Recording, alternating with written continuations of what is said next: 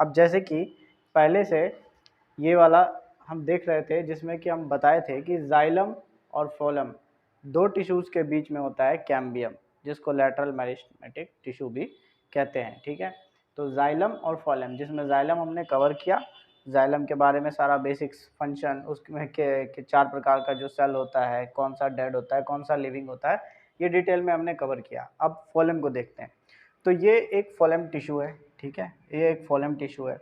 फोलम tissue में भी 4 types of sales होता है, 4 टाइप का सेल होता है। ठीक है, जिसमें हमारा sieve tube, companion cell, phloem parenchyma और फोलम फाइबर, ये होता है। ठीक है ना, 4 टाइप का सेल हो गया।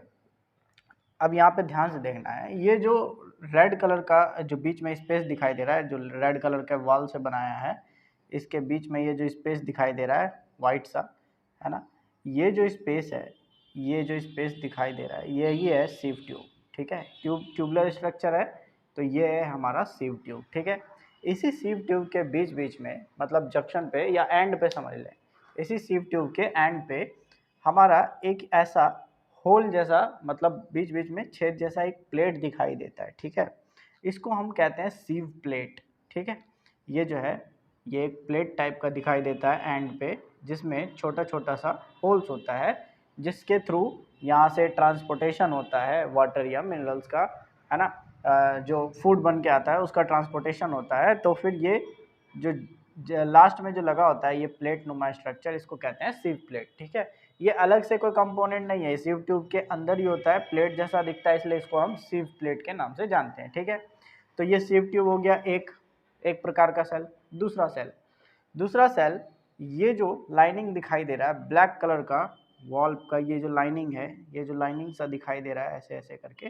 ब्लैक कलर का, है ना, ये है हमारा फोलम फाइबर। ठीक है, ये जो लाइनिंग है बाहर की ओर, ये जो बाहर की ओर लाइनिंग है हल्का सा ब्लैक ब्लैक ब्लैक कलर का, ये है फोलम फाइबर। ठीक है, फोलम फाइबर का क्या काम है, जैसे जाइलम फाइबर का था, ठीक है, मैकेनिकल स्ट्रेंथ देने का काम, फोलम फाइबर भी मैकेनिकल स्ट्रेंथ ही देगा, है ना, फोलम टिश्यू को मैकेनिकल स्ट्रेंथ प्रोवाइड करेगा।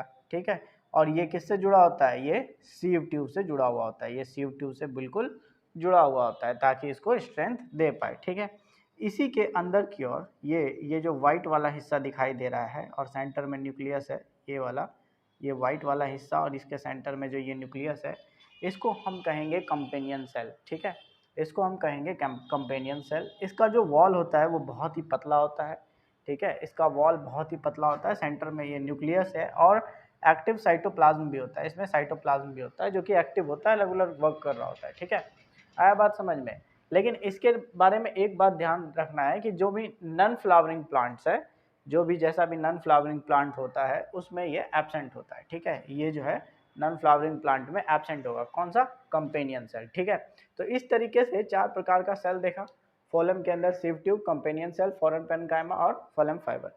पेरेन्काइमा जो है ये वाला हिस्सा है, ये जो बाहर में ब्लैक कलर का ये बना हुआ है, ये सेल, ये है parenchyma, Fallon parenchyma. Fallon parenchyma का क्या काम होगा, जो इस कैरेन्काइमा का काम था। जैसे कि पेरेन्काइमा जहाँ भी वर्ड आए तो हम जानते हैं फूड स्टोरेज का काम करता है, तो हम कह सकते हैं फूड स्टोर या लेटरल ट्रांसपोर्टेशन का काम करता है, फूड स्टोरेज या लेटरल ट्रांसपोर्टेशन का काम करता है फोलन पेरेन्काइमा। क्लियर है, तो इस प्रकार का 4 कंपोनेंट से, 4 टाइप के सेल से मिलकर बना है ये फोलम फाइबर। फोलम फाइबर का बेसिक काम क्या है, फोलम फाइबर जो होता है फोटोसिंथेसिस की मदद से पौधा जो होता है पत्तियों में जो भी खाना बनाता है, उसको फोलम फाइबर क्या करता है, पौधे के अलग अलग हिस्सों तक पहुंचाने का काम करता है। फोलम अलग अलग हिस्सों तक पहुंचाने का काम करता है। जाइलम क्या था, जाइलम रूट से एब्जॉर्ब किया हुआ मिनरल, वाटर, इन सभी चीज़ों को किचन हाउस तक, पत्तियों तक पहुंचाने का काम कर रहा था। और जबकि फोलम जो है बने हुए खाने को, मतलब पत्तियों से लेकर के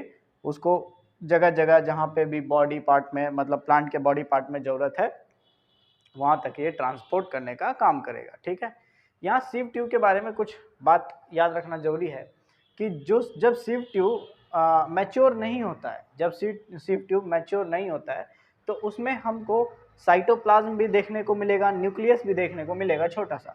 हाँ, साइटोप्लाज्म जो होता है इसके पेरिफेरी पे होता है, साइटोप्लाज्म जो है सीव ट्यूब के पेरिफेरी पे होता है, यहाँ वॉल पे पेरिफेरी पे होता है। ठीक है, और न्यूक्लियस भी होता है जब तक वो मैच्योर नहीं होता। लेकिन जैसे ही सिव ट्यूब मैच्योर हो जाता है, सिव ट्यूब मैच्योर हो गया तो इसके अंदर जो न्यूक्लियस है वो गायब हो जाता है, एब्सेंट हो जाता है, ठीक है। न्यूक्लियस एब्सेंट हो जाता है और ये विदाउट न्यूक्लियस का हो जाता है मैच्योर सिव ट्यूब में, ठीक है। और ये जो सिव ट्यूब है ये कहाँ पाया जाएगा, ये जिम्नोस्पर्म में, अपना पेट्रिडोफाइटास में पाया जाएगा, ठीक है। जैसे कि फर्न हो गया, या फिर जिम्नोस्पर्म का बात करें तो पाइनस हो गया, है ना, साइकस हो गया, है ना। ऐसा मतलब जिम्नोस्पर्म ऐसा समझ सकते हैं ना, ऐसा सीड जिसके बाहर कोई आवरण ना हो। जैसे अगर बात करें सेब के बीच में बीज होता है ना, और सेब के चारों तरफ मतलब सेब फल होता है और बीच में बीज होता है, मतलब उसका बीज छुपा हुआ होता है। ऐसा जितना भी बीज है जो खुले में होता है, जिसके बाहर आवरण ना हो, वो जिम्नोस्पर्म की कैटेगरी में आता है, ठीक है। जैसे कि पाइनस, साइकस, ये सब हो गया जिम्नोस्पर्म। तो इसमें क्या होता है, सिव ट्यूब पाया जाता है। क्लियर है, इतना बात ध्यान रखना है। अब एक क्वेश्चन क्या बनता है यहाँ पे, जो फोलम फाइबर है, जैसे जाइलम में पढ़े थे, जाइलम में क्या पढ़े थे कि वहाँ पे एक लिविंग टिश्यू है और तीन जो टिश्यू है वो डेड टिश्यू है। यहाँ पे हम ये ध्यान देंगे कि यहाँ पे कौन सा टिश्यू है जो लिविंग है, कौन सा टिश्यू डेड है। तो यहाँ ध्यान ये रखना है कि फोलम फाइबर को छोड़ के, मतलब फोलम फाइबर को छोड़ के, यानी फोलम स्क्लेरेन्काइमा को छोड़ के बाकी तीनों का तीनों लिविंग है। ये भी, मतलब ये तीनों का तीनों लिविंग टिश्यू है, जबकि फोलम फाइबर जो है वो एक डेड टिश्यू है। तो ये था हमारा फोलम टिश्यू, ठीक है। कॉम्प्लेक्स परमानेंट टिश्यू यहाँ पे खत्म होता है। अब हम नेक्स्ट क्लास से एनिमल टिश्यू पढ़ेंगे।